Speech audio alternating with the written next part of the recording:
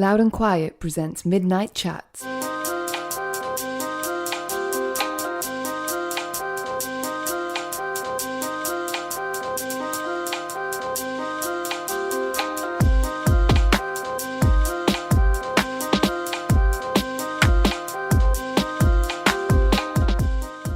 Welcome to another episode of the Loud and Quiet interview podcast.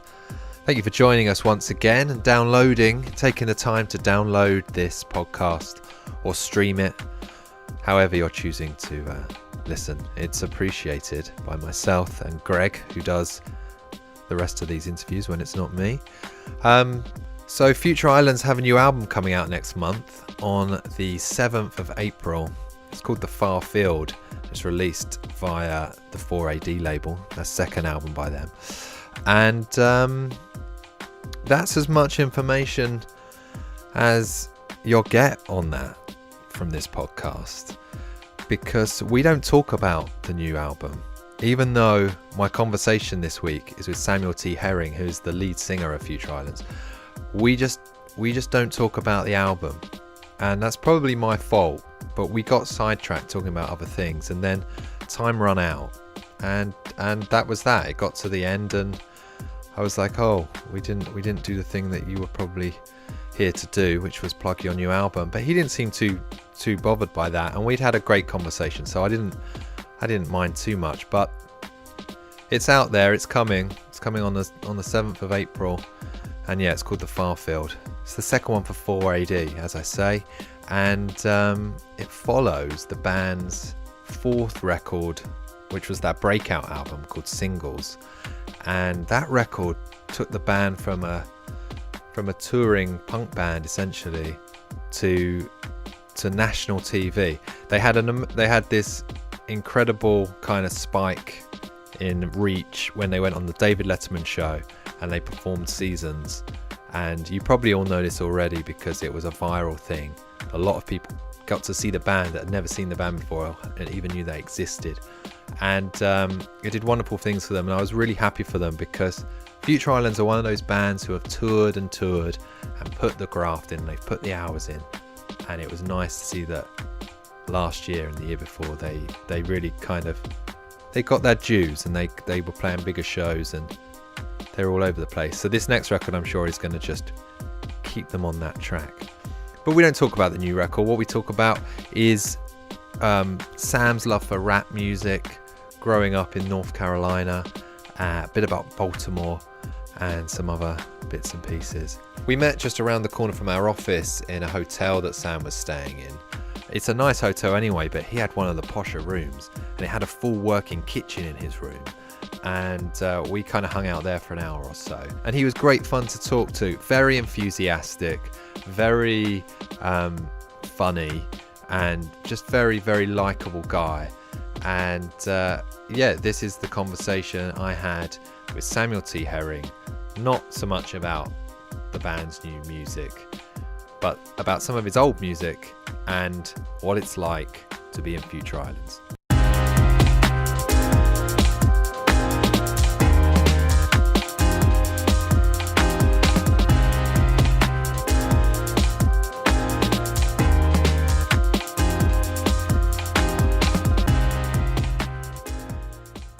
How you doing, Sam? How's I'm doing it going?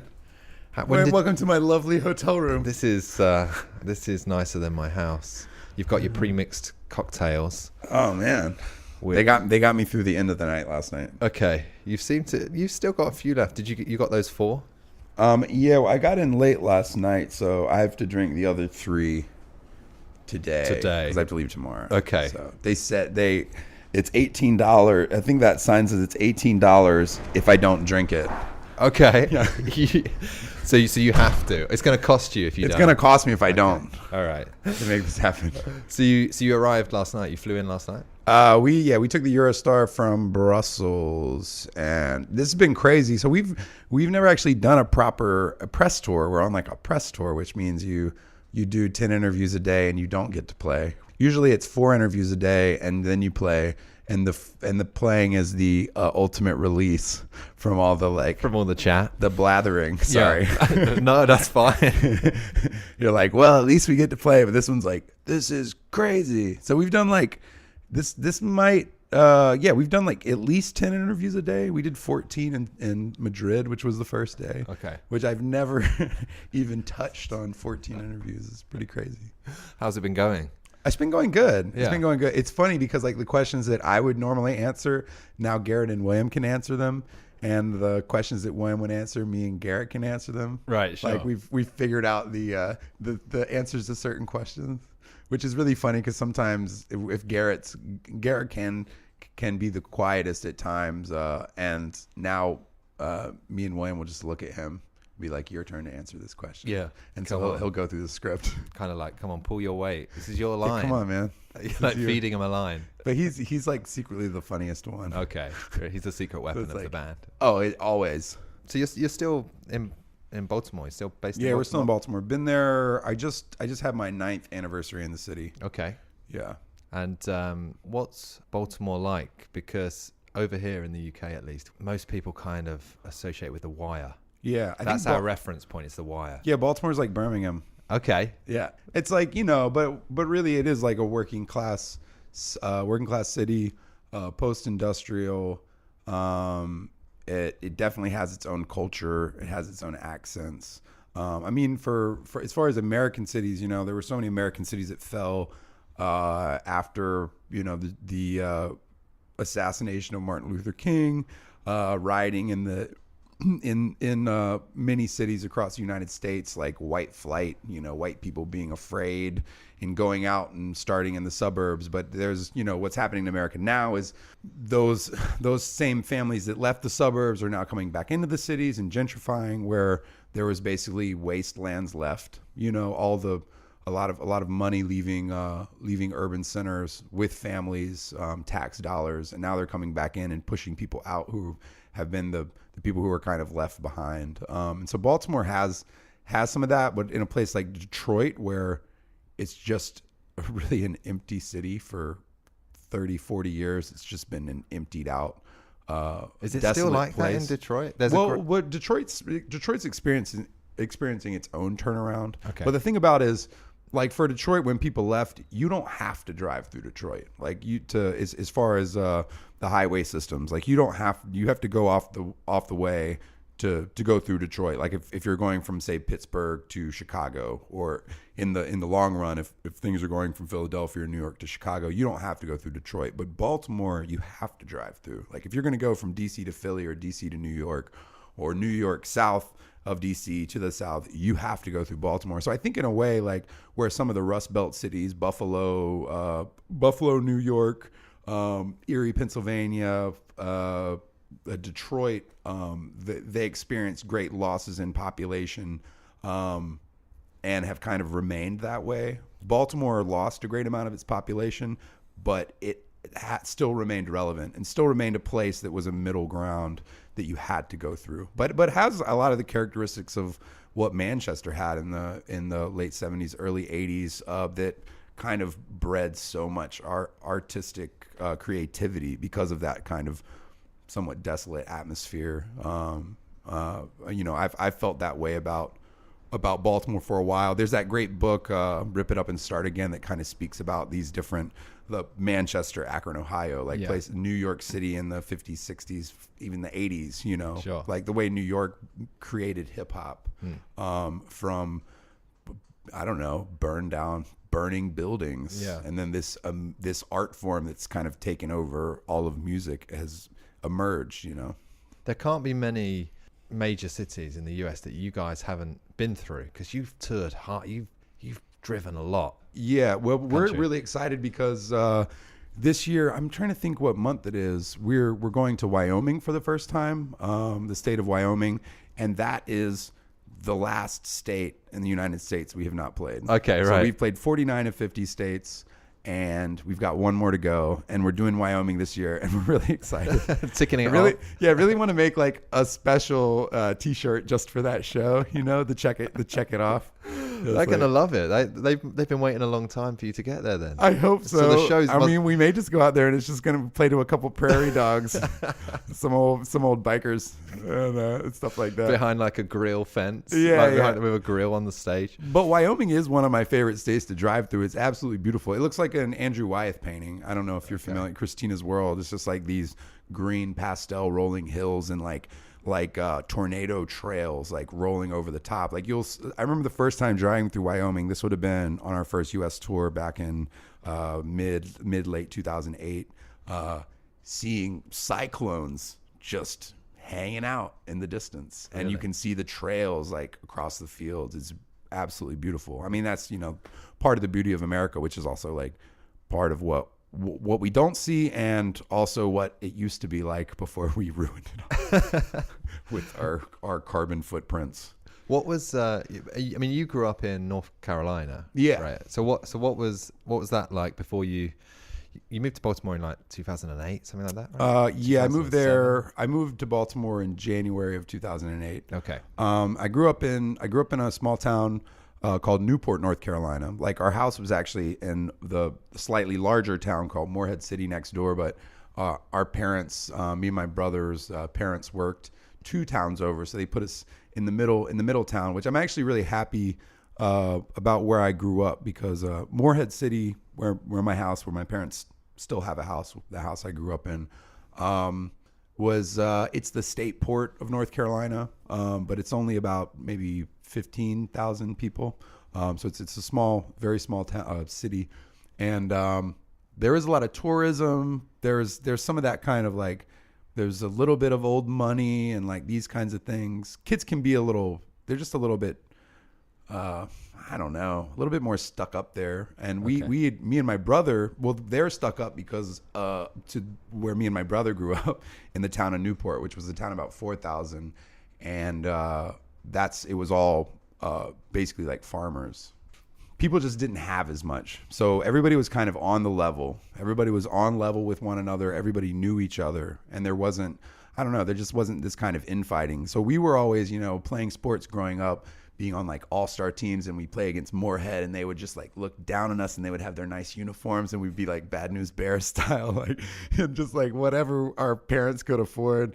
And but those kinds of things made it, because my dad's the kind of guy that would talk to anybody, Okay. And I remember walking to him to the post office every day after school to drop off mail or pick up, and he'd just talk to somebody for 45 minutes, and I'd be standing there like kicking my feet, like, can we please go? And then we'd leave, and I'd be like, who was that? And he'd be like, I have no idea. I don't know. I'd be like, I can't believe you just wasted 45 minutes talking. He's like, I didn't want to be rude.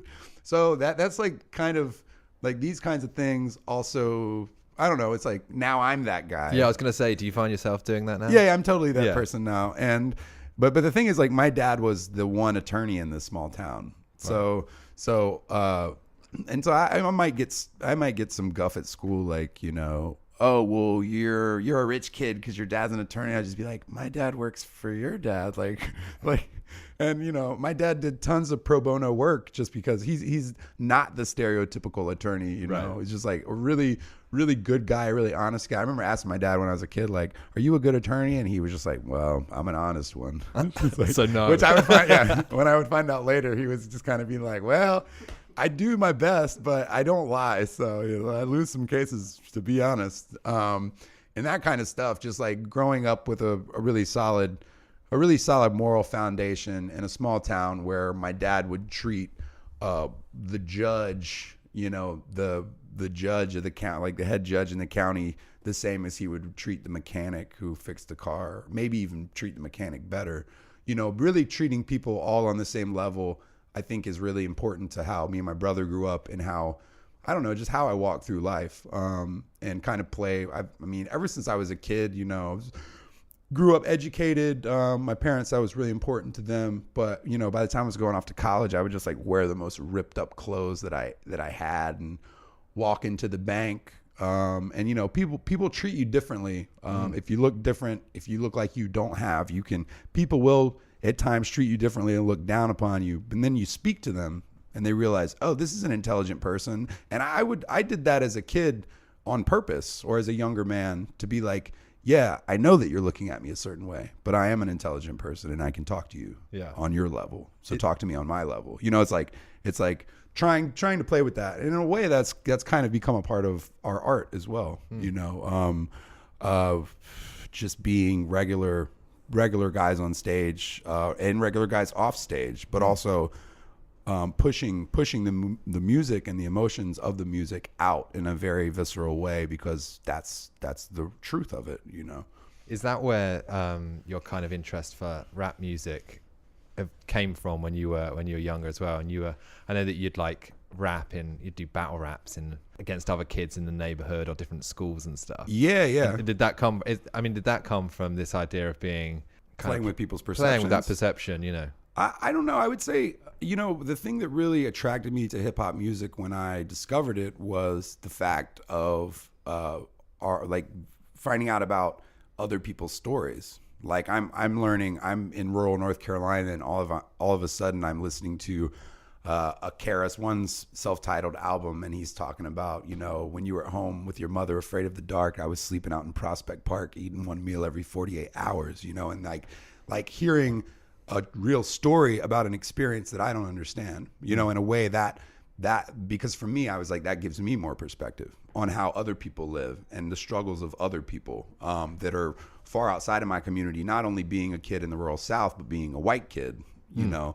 Like I'm learning about the struggle of blacks in America through music, and so that, but the most important part of that is learning about someone's personal struggle. Like I feel like a lot of times in music you aren't always given struggle. Like you're given like a simple song about I don't know, just like a pretty girl walking down the street, you know, or something. Like rock and roll can be very universal. It can be fun, but it doesn't always tell truths. Sure. You know, so when I was listening to hip hop and getting like a raw story, a story that wasn't good, you know, not some sunshiny story, I'm hearing about someone's trials and tribulations. That's what spoke to me, because also even in that situation of growing up, I felt very isolated. Like at the same time, you know, I don't know if I was isolated by my intellect or the way that I felt that I looked, you know, or you know, having my father being an attorney in a small town of farmers, like not wanting to stand out or feel, never wanting to be like seen as an elite or something, just wanting to be on the level, you know, just wanting to be like everybody else, but also knowing that I wasn't, and I was my own person. Like, so when I discovered hip hop, that allowed me, that basically said I could write, like I want to try to write. And so then when I started writing at 13, 14 years old, then I was able to define myself and go into myself in a way I hadn't before, where instead of it being like, you know, I'm a kid and sometimes I feel sad. Like I can say that in a voice that has power. You know, like hip hop was an empowering structure when it was created. It was created out of people that didn't have power, looking for that power and looking for their voice, finding their voice through their struggle. So, and that's the interesting thing that I think a lot of people like, they find out that, you know, hip hop, you're a rapper, or like that's your first art form. I've heard like that doesn't make sense with Future Islands, but if you look at the way that I perform, if you listen to the way that I put my story out there, you'll see that my art is about with my best friends, my bandmates, like is about putting my struggle forward and how I feel. But the truth of that, what happens is you share those stories and then you connect with that kid who's alone in his room and doesn't know how to express himself. And truth is completely at the middle of Future Islands and yes. has been from the very first record. When though did it go from rapping? When did you turn your hand to singing as opposed to rapping? And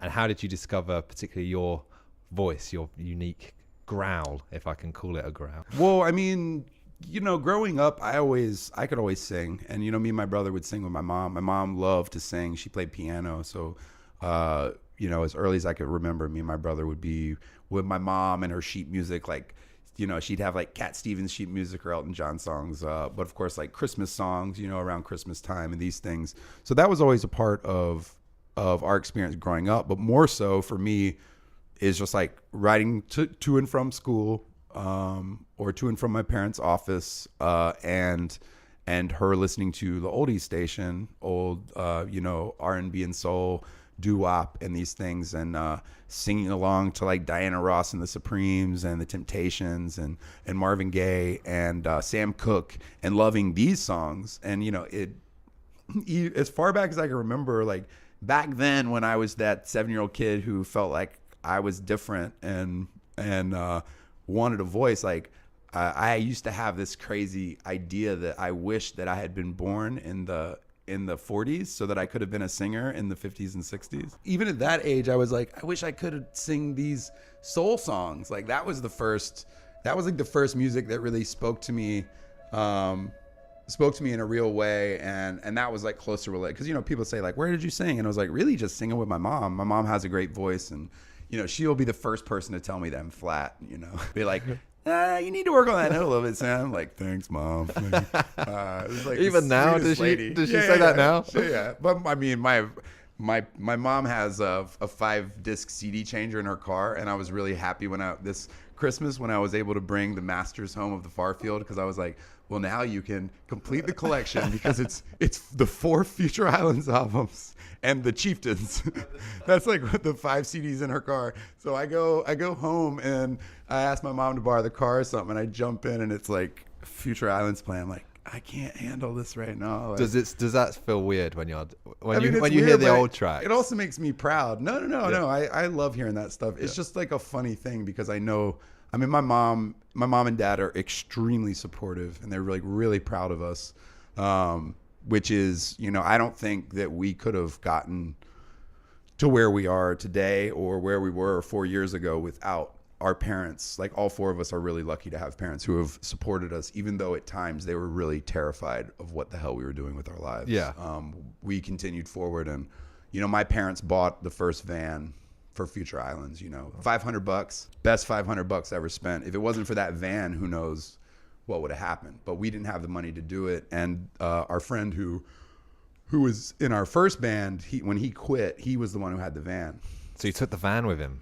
So he left. Well, it and was he took his the van. Right. Okay. Right. Yeah. So he left town, quit the band, and then shortly after we would start Future Islands. And I was talking to my parents how we got this thing, but we don't have a vehicle. And then my dad said, started without me knowing, started looking for vehicles, and then tracked one down for $500 from a local company, the office supply company that was selling their van. So for the first 2 years of Future Islands, we were touring in a van that said Office Pros Supply Shop on the side, and we would roll into towns with our gear, looking like a business on the road. I mean, the funny thing is, the van after that was an old dog and cat grooming company. And there were these decals on the side with like a cartoon dog and a cartoon cat running towards a heart. And it said, Hugs and Kisses Grooming Palace. And we took that van around the country a couple times, just a beat up old 3-window cargo van, with the sliding door. My dad put the seats in himself, another like $600 van, those old vans carried us all over the place and helped us to create our foundation. But a lot of that, without my folks, putting forth in the beginning and believing in it enough, then who knows what would have happened. You say that there was like a couple of times when they were, as supportive as they were naturally a bit terrified about what their sons were doing. Oh yeah. Which is completely natural. Did you, for you guys, because like this new record's your 5th record, and obviously there was a huge kind of just changing everything from singles from the last record, which was your 4th record. Yeah. Was there ever a time for you guys where you thought maybe this isn't gonna like happen, or like, when you were questioning like, what are we doing here? We're in a dog and cat grooming van. We've released 3 records already, but we're still in the van. That kind of thing. Did you have those doubts? Yeah. I mean, there were doubts even in 2014. Like after being on the road for the first 7 months of the year, we kicked off the tour in March. So 6 months into that, by September, October, most successful touring we'd ever done. I wanted to go home, and I was tired because Was it just fatigue? Just Yeah. just I mean, one it's hard. It's really a hard life. And of course, you know, I'll be on the road for 6 months and want to go home, but I'll be home for a week and I want to go on the road. You know, so there's that understanding because of the longevity of this band, because we've been through these steps. Like, you know, you come to peace, like you hit that mark and you say, I want to go home, and you say, don't worry, you will. Yeah. It's gotta keep going a little bit longer, because you know, I can say, well, you know, you're gonna get home, you're not gonna know what the hell to do, and you're gonna want to go back on the road. And then I actually had a lot of troubles with my voice in 2014 because of the death growling, which is, you know, I growl because I'm out of breath because I'm dancing so hard. Yeah. And then I lose parts of my voice. So the next show, even if I'm not out of the breath, I'm growling because I can't hit the note. It's basically just a vicious cycle. Right. You know, it's also a tool. You know, it's a tool to shake people out of their boots. Yeah. And It works. Yeah. It really but it's also, but it was born out of a necessity or a mistake. Sure. You know, because my voice has decayed so much over the years, and you know, it's more like, you know, people's voices naturally change over time, but you know, sing 100 shows a year in a venue where your microphone feeds back if you get within 2 inches of it. Yeah. And so you turn down the volume and you have to scream louder so you can hear yourself, and like all those things over the years, you know, drinking you know, drink a half a fifth of whiskey a night for 6 Pre-mixed months cocktails with 30 to 40 cigarettes, and see if your voice doesn't change while screaming at people. But going back to the old days, you know, injured my voice many times because I just didn't know what I was doing. You know, I really learned how to sing. I'm putting that in quotes for the people at home. It has really been just through trial and error and just being out there and you know, figuring it out. But you know, the style that's more akin to what we do now comes from when we started writing In Evening Air, and my voice was really damaged after those first years of touring and moving to Baltimore, and I was really concerned that I would never be able to really sing well again, that it was beyond repair, and I was really sad because of this. I was just like, well, you ruined it, and you're so young, and you already ruined this thing that you wanted to make your life. But as we started writing songs again, I started to discover a new voice, and this is kind of the way it's been ever since, with every album, and especially with the Far Field once again being like, I've damaged my voice, like all the touring on singles, the extended sets, the long touring runs. I've developed something on my vocal cords called rhynchus edema, which is these abnormal growths. It's also called like shark fins. Okay. They grow. It's what that buzzing is. Right. Okay. On my throat. Like if you listen to old like 70-year-old men and women who have smoked their whole lives, they have that low thing. They sound like frogs. Yeah. That's me. That's the same thing. It's rhynchus edema. So I found out about that in 2014. So basically going into this writing, I was once again like, I've ruined my voice again, and I don't know what to do about it. I can't do anything about it. Like you can't reverse what I have. So once again, as we started writing, I was like, well, I'll just write in my new voice, you know, and that's cool too. Because if you think about somebody like Tom Waits, who's really grows with his voice every record, you know, it's really cool. It's a signature. And the fact is, like, when we were in our first band and then into the beginning of Future Islands, like I had a really good voice to start when we were 18, 19-year-old kids. And by Wave Like Home, like I had a voice, but by the time we started doing In Evening Air, and I'd really messed up, or thought I messed up my voice, what happened with that record is I found my own voice. How about dancing? Has that always been? Because your dancing is something special. It's right? something. That's something else. It's something. It's kind of something special. It's no. I mean, you're so known for it, and I think when people come and see a show of yours and they see you dance for the first time, what they love about it and what bowls people away is just how kind of You have kind of no inhibitions there. It's what most people would like to be like at the gig when they're just watching the gig and they're in the crowd of people. They'd love to be able to just like let loose and just go for it. But there's something in us, most of us, we're too self-conscious, especially like here in London. Like London crowds are notoriously quite static. I've played here, I know. Yeah. They're loosening up. They're loosening up. I don't think people watch you and they go, oh man, he's just going for it. Like, and people love that. But have you always gone for it? Well, yeah. I mean, but you know, the thing is like, I think it was really showcased later on and with singles, not only because of the style of music, but man, this thing is so windy. Not only because of the style of the music, but because the stages were bigger. Like back in the days, we would be shoved in a small corner of a room on the floor, and I was more like an old school punk singer. Because I saw you play here at a venue that's gone now. It's been knocked down. It's called Camp. It was just before In Evening Air came out. Which was a tiny stage. And then the last time I saw you was at the Roundhouse last year, which is a big, beautiful which is stage. like a massive I stage. love those shows. Yeah, they were a lot of fun. Well, that's the thing. Like, so back in the day, there wasn't room to even dance. No, there wasn't room for grand gesture, but performance was still the big thing for me. Like performing the songs, like it was still, even back then when you weren't dancing, there was still something about your performance that was like nothing I'd seen before. Yeah. In kind of to come back to that point of like truth in your music, like you were just kind of leaving it all out there, even in like this tiny basement club. Even more important. Yeah.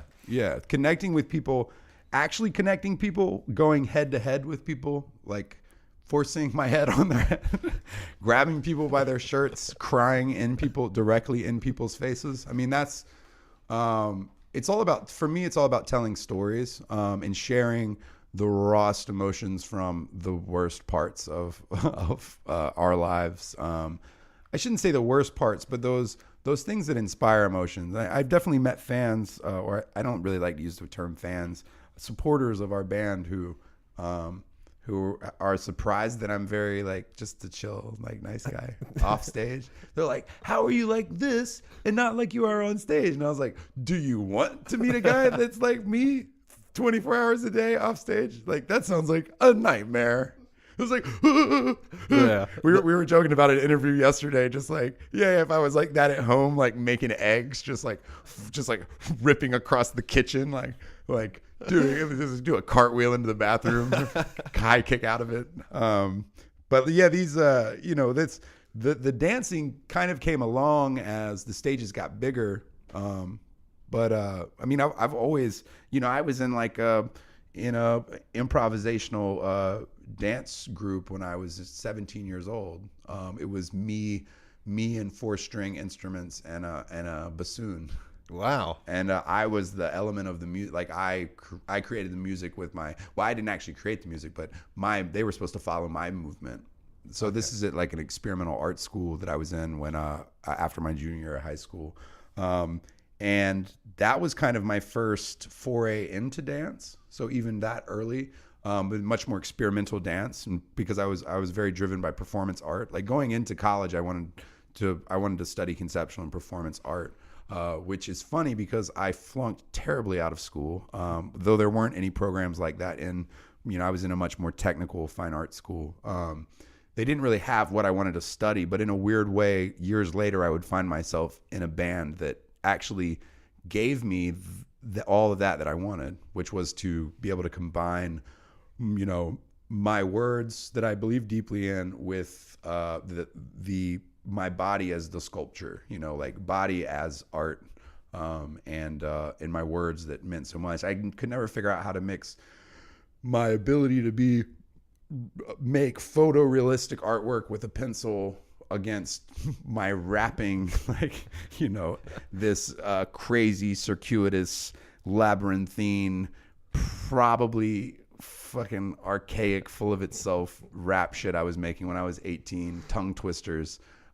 with the ideas of performance art. I was like, how do you mix the 2D with words with the 3D and in living motion? And then years later, I'd be like, I did it on accident. I'm in a cool band, and I get to perform my songs. And it's about, for me, I've always been in the performance for Future Islands is about telling a story to people that can't hear what the hell you're saying, because you're stuffed into these noisy bars with drunk people, and in the days where you could still smoke inside, you may not even see the stage if you're lucky, or the band's playing. But it's like, well, how do you tell a story to people that can't understand what you're saying? You have to show them with your body and with your face, like I say, I hit my chest not so I feel it, but so you feel it. When I hit my chest, you say ow. Yeah. I don't say ow, because I hit that chest all the time. It's like, I hit it and you go, oh shit, that hurt. So it's one of those, but it's one of those things about telling a story that you can't hear the word, because words are so important to me. They're everything to me. And then it kind of hurts your feelings when you're like, oh, these people don't know what the fuck I'm saying. Yeah. Now when you play a show, because you're, kind of more established in things and people maybe know what to expect, it might be a bit different. But when you first started out and you were performing the way you were, and you were writing these songs that were extremely personable and true and honest and quite raw, how did people get it from the beginning? I think so. I mean, there were snatches of that in the beginning of Future Islands, but I'm still like, our first EP is still not available because I'm kind of still hard on it. There are bits and pieces of that first record, Wave Like Home, that bear a lot of heart, and performed live were really raw and visceral. But when we switched from our first band, Art Lord and the Self Portraits, which was much more like Kraftwerk and Joy Division, but more like New Order inspired, to Future Islands originally, we kind of went from being a very like emotional dance band, kind of like we are now, maybe a little bit more like Europop in a sense, to being a very kind of like a synth punk band, because our first drummer we started the band with, he didn't know how to play the drums, but he always wanted to play the drums. And he was a really amazing technical metal bassist, but his favorite band was The Faint. And so he was like this big metalhead in Greenville, where we all went to college and started our first bands with, Art Lord and then Future Islands. And he was always front row center, and we thought it was so cool that this metalhead was like getting down to our music. So eventually when the band broke up, and he'd always wanted to play drums for Art Lord, he loved Art Lord, we started a band with him. So he bought like a Simmons, those hexagonal electronic kits. And learned to play, but the only way he could keep a beat was if he played like 165 BPMs a minute. Like, he couldn't keep a slow beat. And even if you listen to Wave Like Home, if you listen to Beach Foam, that song definitely wavers between like 80 to 120 BPM. Like, it speeds up and slows down in the weirdest, which actually works for the song because it's about the sea, so it feels like the ebb and flow of waves. But you're kind of like, dude, can you just get it together a little bit?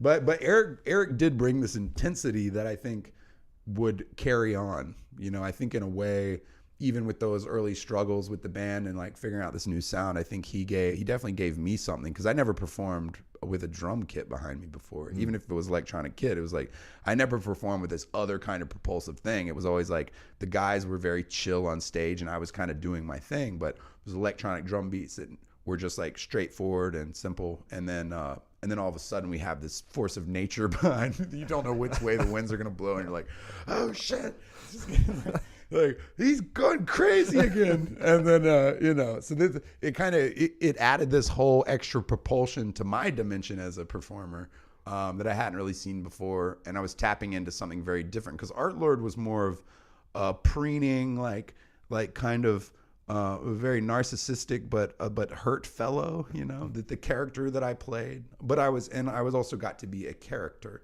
And with Future Islands, I had to strip away this mask and this identity and be myself. Sure. For the first time on stage, like, other than rap battles and stuff like that back in the day, all of a sudden because in Art Lord I would write these sad songs that were about me, but I could say it's not about me, it's about the Art Lord. Like, I'm not the isolated figure, I'm not the sad figure, because to me, like, pop and rock music was always kind of it never really spoke to me, because I didn't feel the heart in it, or maybe I thought, like, when I first heard like indie rock stuff my friends were listening to in high school, and I was just like bumping like hip hop beats and stuff. Like I just found it to be like whining and crying, which is funny because of what I do now, but which is whining and crying on stage. But the thing is, like, I didn't connect to it because I felt that it was like kind of feeble in its like emotional grasp. Like it didn't touch on all the emotions. And I think with what we try to do and what I've tried to do in particular is like really play with the dimensions of like strength and vulnerability. Like how I can be like a man monster on stage, but show fragility, like pulling apart oneself, you know, exposing oneself, but still being whole. And in between, and then the song ends and you smile to the audience. Yeah. That is this the show? Is this life? Is this a show? The reaction, I don't think I'll ever get tired of watching the reaction of David Letterman at the end of your, when you performed Seasons on there, which obviously was a big point in the band's in success since. But that moment where he comes over and shakes your hand, that's the best part of the performance for me. He looks genuinely, he is loving it. He's just seen something that he's never seen before. And you can really tell, like sometimes, well, he's seen a million things. He's seen so many things, and sometimes he always shakes the band's hand, but you can tell when he loves them, and you can tell when he just is wrapping up the show or whatever. And he loved it. Do you think like watching that clip back, and it was your first TV performance, right? Very first time you've been on TV. Do you think that helped you in a sense because you were performing it, because it was the first time you've been on TV? It looked like you performed that track like you would have performed it in a club. Exactly. As opposed to like in a studio where people, once they've done loads of TV, you know, they know where all the cameras are and they adapt it for a TV show. You know, but you didn't do that. You just kind of went, this is the song and this is how I do it.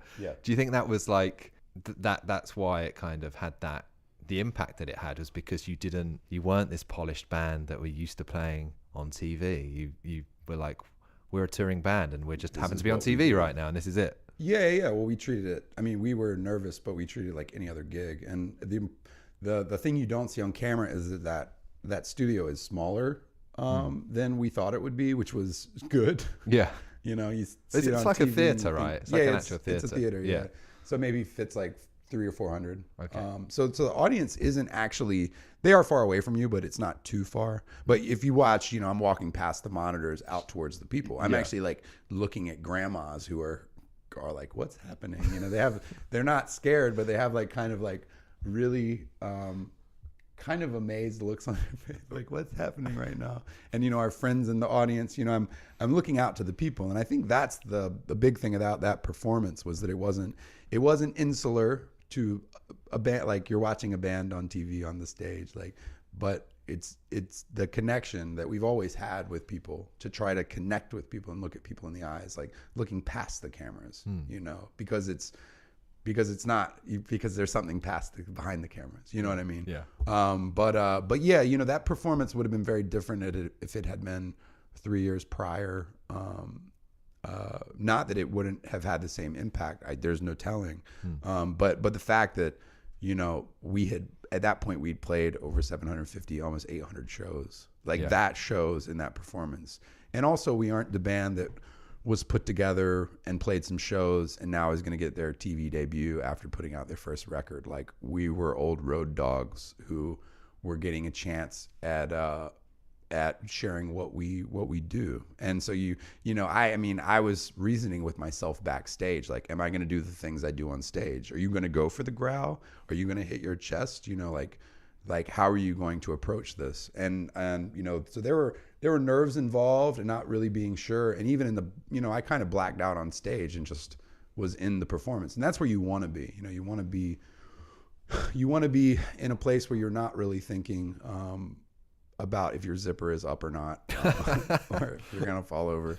And that was the beauty of his response, was that the song ended, and in my head I said, "We did it! Like, we got through it. Nobody fell over."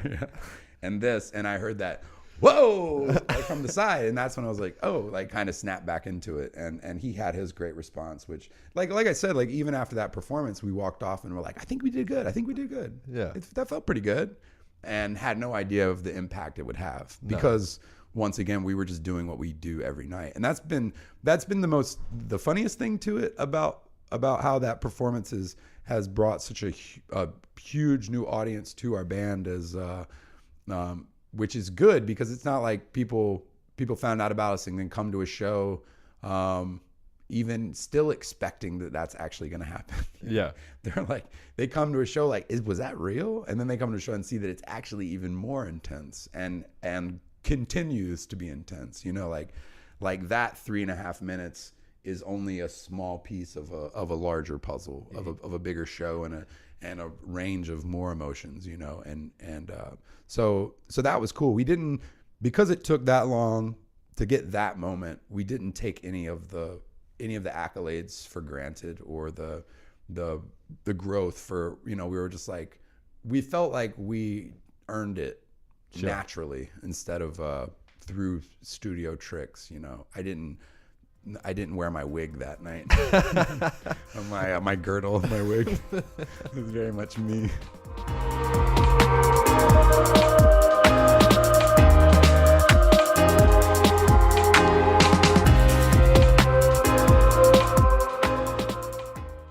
Midnight Chats is a Loud and Quiet podcast. Production by Emma Snook.